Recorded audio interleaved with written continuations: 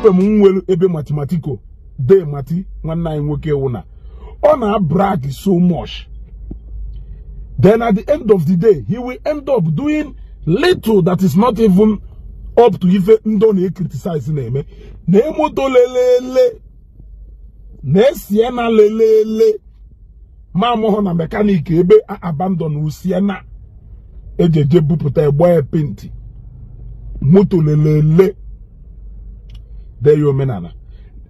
Libe follow. Hanchari na adukwa na excited. And actually brand the 666. Moto lelele. Mmadu nwere ike ije buru mmadu na mkpọ na Onitsha buru eje moto pụọ n'ụzọ ghasala ebe ahụ enwe another casualty. Moto lelele. Jenene ambulance ka ịmara ambulance eji second hand moto. Ifụdana apart from direct to kumbo moto. Yeah?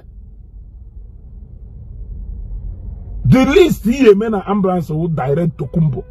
Because no if you was alondo. Only go brand new ambulance. Ije go siena lelele. But I said, selu sonke go see the full motor if you shop for you. Go see the full motor. Go see interior. Come on no motor lelele. Motor aye je na nke de Thomas Ejinko nye na alo mechanic. Nueba bugbolo to siena. Aye go 1,200,000 or 1,600,000. Sera gugwa. We go send them mother. No man in a hospital where Siena. No man in a hospital where ambulance are gonna ambulance ye boot up problem mother also. Every pocket a battery yabanyoko, mo webu poor tire wapo. Adanoso. Mo webu poor before Malivene motor abanyoro wenoso. Moto lele. Nene of man. AJ Shaw, the only part in a motor feel no now the best. Go see still in a name motor and your former Yamana moto lele. Provided ni criticize go condemn more no chala hospital. Je go chala ambulance. Chala ambulance yawe bayaka onana Lagos. E bayaka onana Calabar. E bayaka onana Ebeni Abuja. Goli edewe well equipped hospital. More standard. E pota kotoha. Si no onwe ife ha na-eme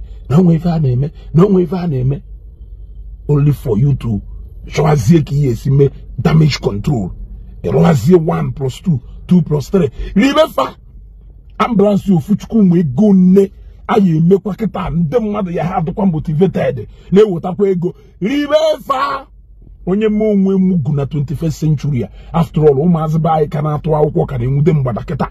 Even ebe update in the cast now, still I can win mbada can age den anapu ego. So why? Hamo onwe hambada. Libe holo na analu lokalalo. Analu lokalalo. After all of Hame onwe hambada. Libe holo. After all na analu lokalalo. Nemoto lelele ki ije bute. When you criticize people or condemn what people do, you should be able to do better. Ijeno mission hospital say kita and able to sophisticated ambulances yawo ebru mada koye ma life support ko even in we have gone past this ijena na mechanic jeputo to siena lelele ma mo na ego 1 million ke go 800,000 bugota 150,000 we je huoye poster color taya for sharp wapo. If he shot for you, go see a full video of this ambulance and the interior. If moto lelele eje buputa neni upon no je kwakwaye say ye ko si we say kan dem madu gara ima ho na ye do smart okele onye gbadoro no ho na eje carve or something just madu na the moto e wori lisho olo amapokwe muguda kai ma na eri ye e watago after all for do ni me ha wo international ka ha na ato ha to sha international rie he ye local na koro he ye we na akpa kwa ha choka ha na Jesus no wogo kwa ha choka ha na Jesus no wogo amado mo ohuru ndenze je gugopota siena lelele ambulance man ambulance suppose le dundo ko ya we pa ya ko wo Lagos emergency pota owuru FSM owuru Enugu wonu UTH ebo na ka space do eburu ye na eje nyaka ije gugopota moto lelele ma mo ho no yesi nwukwo ni chaje mpo ije gwugwo pụta ka o wee wuni nwere na ambulance ka iwe gosikwa ha n'ime ka dike ebiazi gosi anyị nkwe etu a ka isi wee gosikata anyị billboard haka billboard haka nke do na St. Nicholas Hospital na Lagos gosikata anyị billboard instead of igosi anyị hospital wee si na ifa nwere ọlụ do na ya ka igosikatala ya iwe pịakata ya ịtarị wee je gosi anyị flat gwụgwọrọ agwụgwọ ma amụhụ na 120,000 ka 190,000 ka a na-akwụ in a year flat ilelele ije gosi anyị mmiri gwọsichara ebe niile ọ baịkwakwana ya again ilu ha ụdị ọjọba amanụ na ife imelu adụgo below what is expected mana ribe ha ọlụ olulu ha elu ị na-achọ emergency number 666 ọ 666 ahụ eburughị pụọ n'ụzọ ka moto ahụ kata ya ede afọ n'ụzọ ma wee burughị pụọ n'ụzọ ka moto ahụ gbanyụọ n'ụzọ ka ịfụsi anya n'ime moto ebe ahụ ị nọ hit egbuo gị ebe ahụ ifife imere onwe gị moto lele ma amaghị ebe esi wee je gwụgwọta ikpuchie ya ekpuchie ịchọọ ife ọsọ kwuo anyị na-ekwu maka onye a ị na-ekwu na afọ bụ ụdị ife you cannot criticize or condemn what you cannot do better than mbute GLE ibute Venza ị na-akọta na-echezi ka ijezie bute nke wọk ibe ije gwụgwọta Volkswagen 1921 buru ya pụta nya ka iji wee bịa BT sophisticated car ngotal in our condemn. You can do better. We expected a high quality ultra modern hospital well equipped. That JI Kananka Jewoptara a clinic in K Nosum Kumazago Kama. Now ambulance in a brag about call number Ebo Hobia. Onye nwasi si jiwe bagarewa na mechanic workshop do na mbuko bose bagarewa na nke do nisha weje n'oka ebe jeje wachapụta si na agwụgwọ le na lele n'ofu ebe je gwugwo puta je gwochasia ye buputa n'ilo na ekata ye gbachara ngo na ka ahụ efuchara akpụ ise yeti emergency number ka ha hello wakwa osigbo ndu go see a whole video and interior of this ambulance if it's sure for you there is no peace for the wicked. You will not have peace. This job underground one day provided they draw attention to yourself. We will keep analyzing now who kunike until we impress because very soon financiers yakusi what ego very soon. All will expire in date. Your job will expire very soon. You will female only. Can happen in the hospital. Chineke okatagoko only if they may not ban. Yeah, you must say emergency number. Bugo mutalele. Tapia blue ne. Give female only. Or put at the middle of the road and about the 12. Or could you not be worker? If you female only, woman, I go to Zogo. Not calling phone about how you have female only. In one emergency number. Onwe kife na eme na abade akpọ na ndenebo ma okpo de mic na anya okada na azube ko bia blu buje wu no.